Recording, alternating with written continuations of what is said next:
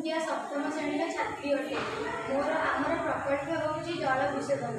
जलराशि कूह नदी पोखरी हृदय जल पानीय योग्य नुहे, कारण सही जल क्षतिकारक पदार्थर उपस्थिति थाए। क्षतिकारक पदार्थर उपस्थिति द्रवीभूत अवस्था थाए, फल नाना प्रकार अणुजीव सृष्टि हुअन्ति। एही अणुजीव माने नाना रोग सृष्टि करती। मनुष्य और अन्य प्राणी माने विभिन्न रोग आक्रांत हुअन्ति। यार उपदेयता होउछि साधारणतः ग्रामांचल लोक माने प्राकृतिक जल उत्सरू सीधा सड़क जल व्यवहार करिथांति, जहाँकि विभिन्न जलवाहित रोग सृष्टि करे।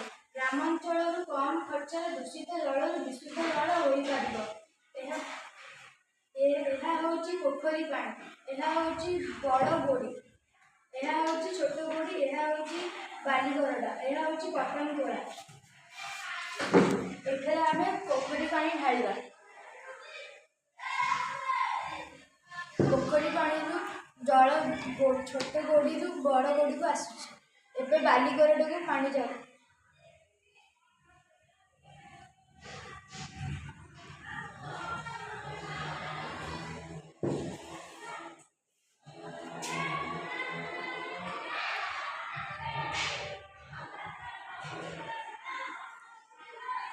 ବାଲିଗରଡ଼ାରୁ କଟନ ତୋଳାକୁ ପାଣି ଆସୁ।